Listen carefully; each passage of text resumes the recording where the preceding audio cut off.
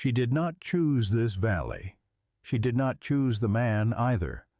Martha Reed was 20 years old, and her father had decided both: the valley, the cabin, and the trapper who had been living in it before she arrived. He was capable. That was the word people used about Frank Ward. Capable and quiet, and no family that anyone knew of. The kind of man who showed up in a place and got quietly useful, and never explained where he had come from. Her father called the arrangement practical. Martha had other words for it. But out here, there was no one to appeal to, and the pass closed in November, and a young woman alone on the frontier was, in her father's calculation, a problem that needed solving before the snow fell. She was not the kind of person who fell apart over things she could not change. Her mother had died when she was 14, and she had kept moving. She would keep moving now. She just had not decided yet what she thought about the direction. They had come through the pass in April, when the snow was still heavy on the high slopes, but the valley floor had opened enough to move through. 3 wagons in the group. The Reeds, a young couple named Martell with a child not yet walking, and an older man, Oscar Farr, who had read law in Ohio once and had no family left and said little about why. The settlement had been there to meet them, small and plain and standing, 8 cabins, a 9th being finished, the river running fast with snowmelt along the eastern edge of the clearing. The people who had wintered there came out to look at the new arrivals, the way people look at anything that changes the count. Calculating, not unfriendly. Her father had the land staked and the cabin framed inside of 3 weeks. Martha chinked the walls alongside him, helped notch the door frame, learned by doing because there was no other way to learn out here. She did not mind the work. The work was the one thing since April that felt like it belonged to her. Gardens went in along the south-facing ground, potatoes, beans, turnips, the Whitaker woman's careful rows of cabbage, and the settlement moved through the warm months with the specific industry of people who knew what was coming and were not going to be caught short by it. She found her place slowly, borrowed a pot from Hannah Whitaker one morning, and returned it with bread inside. The Martell baby learned to walk and fell in Martha's doorway, and she picked him up before his mother reached him. And after that, she and Eliza Martell took their mending outside on warm evenings and talked about everything except the things that mattered, which was its own kind of comfort. Frank Ward she saw at a distance. He came to the communal work when it was needed and left when it was done. He moved through the settlement like a man who had made a quiet agreement with the edges of things. She noted him the way you note weather on the horizon, not yet close enough to know what it was going to do. Her father told her on a Tuesday evening in late August. They were eating supper. Outside, the light was going gold across the valley, and inside the cabin was warm and ordinary, and then he set down his fork, and it stopped being ordinary. He looked across the table at her. "Frank Ward has agreed to take you as his wife. I'd like it settled before the first snow." Martha kept her eyes on her plate. One breath. Then she set her own fork down. "You spoke to him before you spoke to me." He picked his fork back up. "I did." The fire settled in the stove, a long moment of the kind of quiet that has weight in it. "He's capable," her father said. "He knows this country. He'll keep you safe through whatever winter brings." She looked up at him. "You don't know he's a good man. You know he's a useful one." Walter Reed had the grace not to argue that point. He looked at the table instead. "I'm getting older," he said, "and this country does not wait for a man to admit it." Outside, one of the Whitaker children was being called in for the night. She went to the river after supper and stood there until the cold came off the water, and the last light left the mountains. There was no one to appeal to out here. She could refuse and grow old in her father's cabin at the edge of someone else's life. She could leave, which meant the pass alone, which meant nothing good. Or she could move into a stranger's cabin and keep her eyes open and see what kind of man he actually was. She came back inside when she could no longer feel her hands. Her father was asleep in his chair. She stood and looked at him. The gray in his hair, the lines in his face, the way a man who had lost a great deal could still believe he was doing right by what remained. She did not forgive him that night, but she understood him, which was enough to get through to morning. In the morning she told her father she would go, not because she trusted Frank Ward, because winter was coming and she would rather walk into the unknown with her eyes open than be carried there pretending it was mercy. The following evening there was a communal fire. Martha came because not coming would have said something she was not ready to say. Frank Ward was there. Far side of the fire, eating alone. When the light shifted, she could see his face clearly, not harsh, not soft, just settled. The way a man looks who has made his peace with his own company. He looked up once and found her looking. She looked away first. He did not look again, and she was not sure yet whether that was a relief or something else entirely. She moved her things on a Friday morning. One trunk, a wool blanket her mother had made, a small tin box she kept for no good reason. Her father carried the trunk across the clearing and set it inside the door and stood with his hat in his hands and then left without either of them finding the words for it. The cabin was small and clean, a rifle on the wall, traps hung near the door, a table, one chair, an iron stove working steadily in the corner. A plank partition cut off the narrow sleeping room from the main cabin, the kind of order that belongs to a man who has only himself to maintain and has decided to maintain himself well. Frank Ward stood near the stove. Room's yours. Door closes and stays closed. She looked at the room. Narrow bed, window facing east. She looked back at him, at the single chair. Where do you sleep? He nodded toward the wall beside the stove where a bedroll was already laid out on the floor. Folded neat, out of the way, taking up as little space as a man could manage. She started to say something. He looked at her then, direct, unhurried. I know this wasn't your choosing. He took his coat from the hook. The room's yours until that changes. He went outside and the door swung shut, and the cabin was quiet. She sat on the edge of the bed and looked at her hands. She had prepared herself for a husband who would be difficult in the ordinary ways men were difficult.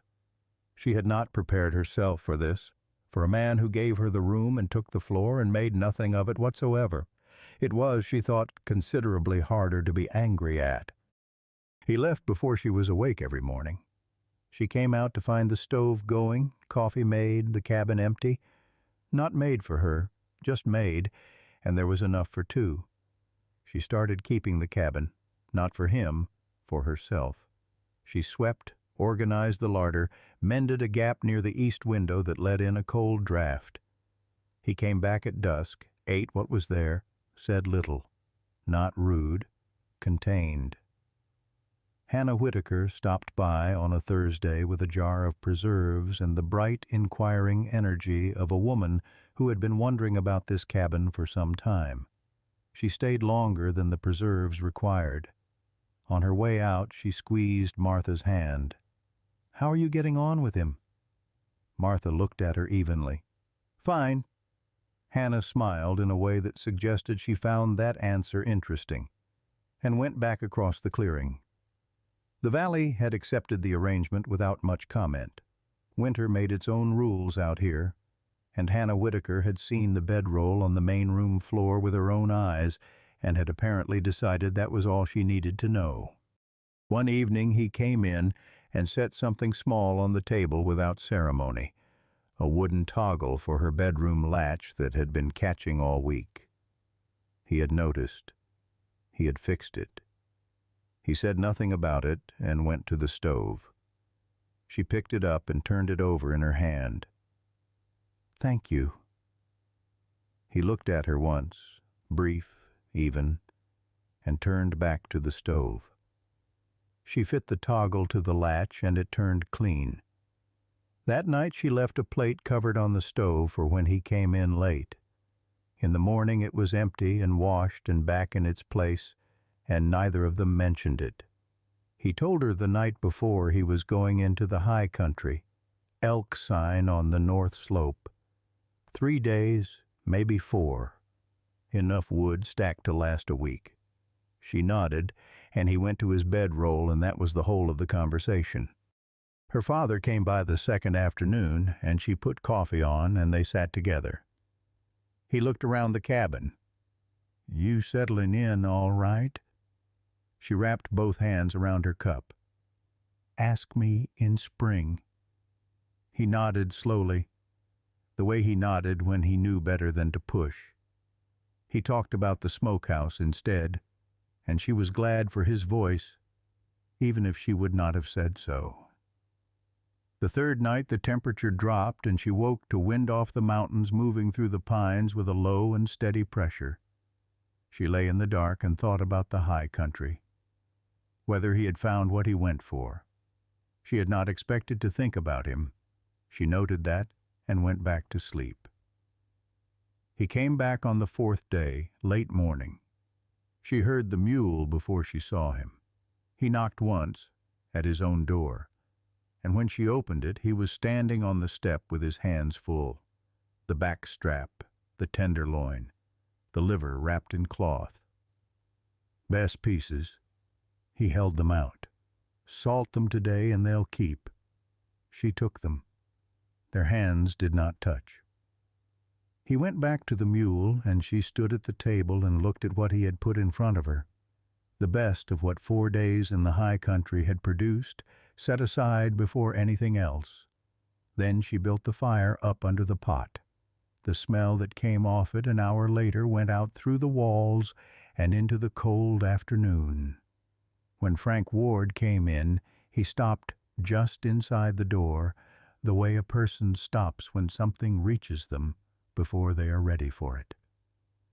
She put a bowl in front of him and sat across the table, and they ate together for the first time.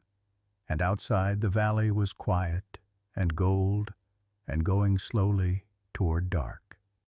October came in cold and clear, the kind of weather that felt like a gift you knew would be taken back.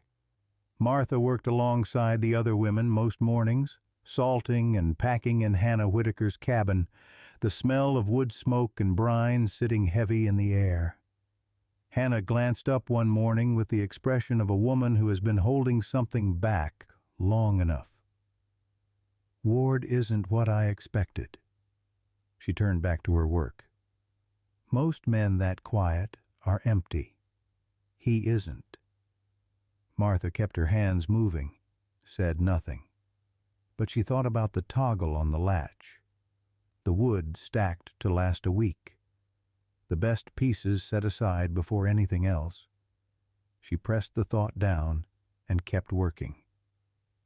He came back from a 2-day trap run, and she had soup on the stove without having decided to make it. He came through the door, and she put a bowl on the table, and he sat down and picked up his spoon. He looked at the bowl, then at her. "You didn't have to do that." She sat down across from him. "I made enough for 2. Don't read into it." The corner of his mouth moved, just barely. She watched that almost expression for a moment before looking away. It was the first time she had seen anything close to a smile on him. It was, she thought, a significant piece of information. She found one of his shirts near the partition with a long tear along the shoulder seam. She brought it inside and mended it by the window without thinking about it much, the way you do a thing that simply presents itself as needing doing. She left it folded on the chair. He picked it up that evening and looked at it, and then looked at her at the stove. Martha. It was the first time he had used her name. She kept her eyes on the pot. It was just sitting there, she said. He came to the stove and stood beside her and looked at what was in the pot. Smells right, he said. She handed him the spoon. Tell me if it needs salt. He tasted it seriously, the way he did most things. It's good. He handed the spoon back. It doesn't need anything. Outside, the wind was coming down off the mountain, and the last of the light was going, and the cabin was warm. The first frost came on a Monday, and everyone knew what it meant. Martha worked until her hands were raw. On the third evening, Frank came in late and sat down heavily, and she put food in front of him without being asked. She sat across from him. My father's roof has a gap on the north side. I noticed it yesterday. He looked up. Then he pushed back from the table, took his coat off the hook, and went out into the dark. She stood at the window and watched the light from his lamp cross the clearing and stop at her father's cabin. 20 minutes, maybe more. Then it crossed back. He came inside and went to the stove to warm his hands. It's patched, he said.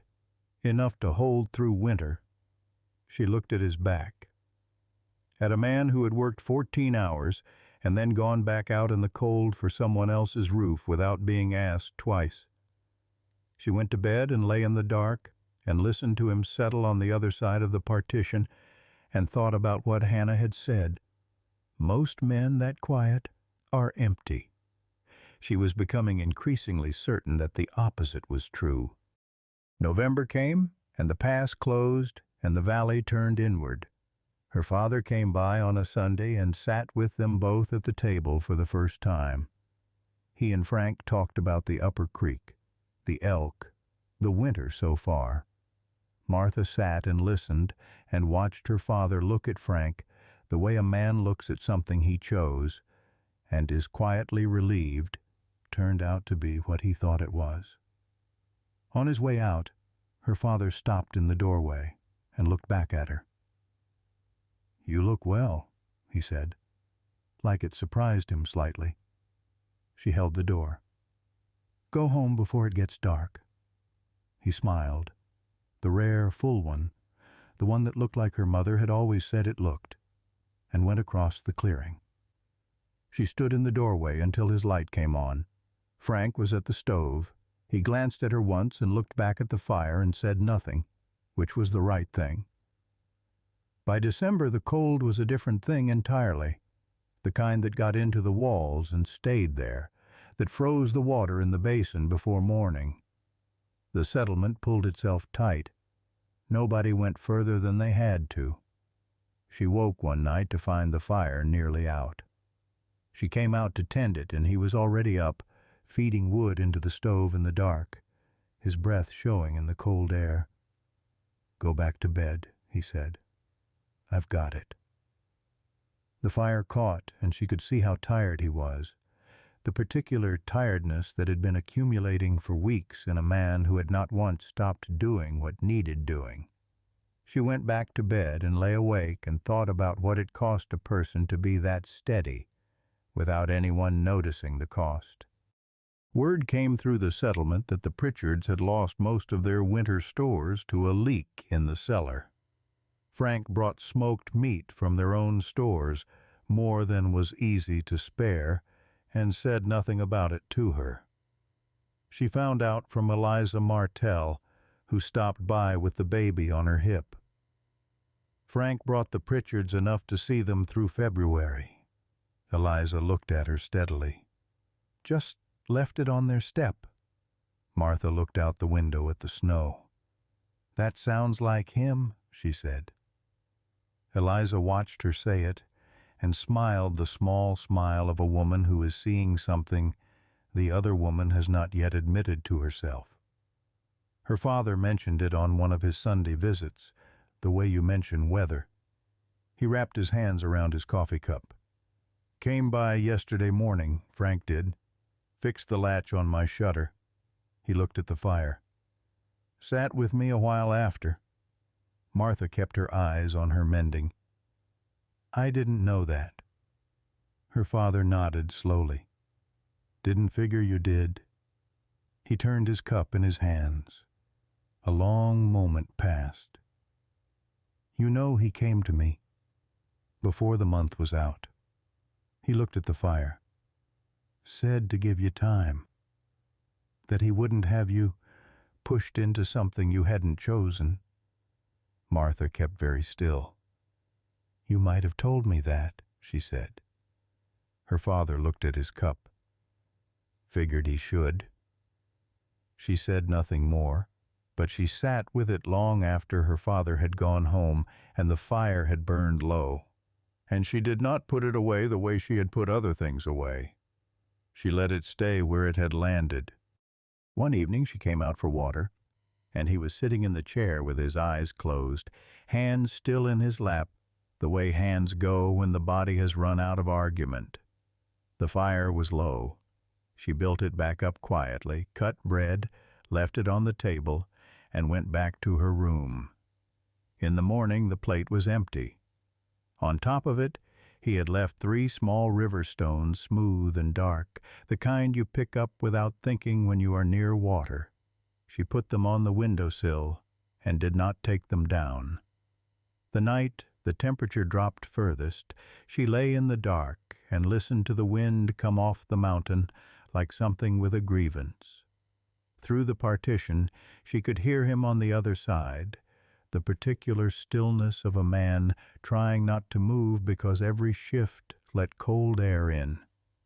She thought about a man who had gone to her father before the month was out and asked him to wait, who had given her the room before she deserved the consideration, who had carried her father's wood and sat with him on the long afternoons, who had left the best pieces on the table and asked for nothing back. She got up and opened the partition door. He looked up at her from the floor. The cold in the room was immediate and serious. The bed has room. She held his gaze. You're no good to anyone half frozen. He looked at her for a long moment. Then he picked up his bedroll and came inside. He settled on top of the covers on his side, still in his coat. She got back under her blankets and faced the wall. The wind drove hard against the cabin. The stove ticked. In the particular silence that followed, she was aware, without looking, that he was already asleep, the immediate and complete sleep of a man whose body had been waiting a long time for permission to rest. She listened to the wind. She listened to him breathe. Outside, the valley was white and buried, and the mountains were walls, and nothing was getting in or out until spring. Inside the cabin, it was warm. That was enough. February came, and the cold softened, enough to breathe differently. She had stopped performing silence, and he had noticed. They talked while she cooked, small things, the traps, the Martell baby, whether the upper creek would be fishable before April. One morning she said, without turning from the stove, "Where did you come from, before here?" A pause, the pause of a man deciding how much is the right amount. "East," he said. "Long way east." She turned and looked at him. He met her eyes, and she understood that was the whole of what she was going to get, and found, to her surprise, that it was enough. Everyone out here had left something behind. The valley did not ask what. She turned back to the stove. "The coffee's better when you make it. I don't know what you do differently." He looked at his cup. "I don't measure." She laughed. The real kind before you decide whether to let it. It went into the cabin and settled there. And he looked at her with an expression she had not seen on him before, warm and his, and meant for her. She turned back to the stove and let it sit with her a while. One evening, near the end of the month, she asked him directly, the way she had learned to ask him things, without preamble, without looking up from what she was doing. "Why did you agree to it? When my father came to you?" He was quiet for a moment, thinking it through honestly the way he did everything. "Your father was right to be afraid," he said. "I told him that didn't make it his choice to make." He picked up his coffee. "Couldn't say no to a pretty woman either, if I'm being honest." She looked up at him then.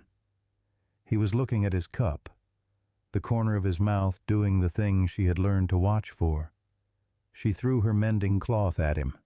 He caught it without looking up and set it on the table, and the corner of his mouth went the rest of the way, and she turned back to the stove before he could see her face do what it was doing. The pass opened in April. Spring came in loud and sudden, snow melt in every creek, the smell of new ground coming up through the last of the frost, everyone out of their cabins with the energy of people who had been inside too long. The wedding happened on a Saturday, outdoors, the whole settlement present. She wore her best dress. He wore his cleanest shirt. Oscar Farr read the words, slowly and seriously, the way a man reads something that matters. And Martha was glad for the slowness, because it gave her time to look at the man beside her and understand what she was doing. She was not being pointed somewhere. She was choosing. She said yes without hesitation, not as surrender, as decision. He said yes like a man who had been sure for longer than he had let on.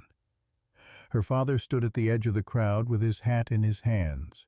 He did not cry, just stood there with the expression of a man who had done a hard thing badly and was grateful it had not cost her what he meant to protect. She squeezed his arm on the walk back.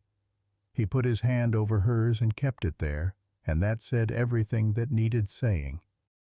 By the deep end of the following winter, when February had sealed the valley in white again, a child had come into the cabin and changed the count. She sat by the hearth with the baby against her chest, one hand spread across its back the way you hold something you are still getting used to being trusted with. The fire shifted and the light moved across the room, and the baby slept with the complete indifference to the world that only the very new can manage. Frank sat beside her, close enough that their shoulders touched. He was looking at the fire the way he looked at most things, steady, unhurried, present in the way she had learned to read as its own kind of language. Outside, the wind moved through the pines at the edge of the clearing. Somewhere across the settlement a door opened and fell shut. The river ran cold under its ice and would run loud again come April, and the pass would open and the valley would change its count again, the way it always did. She looked down at the child, felt the small weight of it, the specific warmth.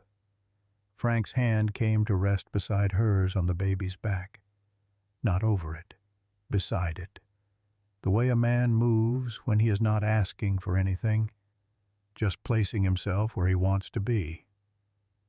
She did not move away. The fire burned.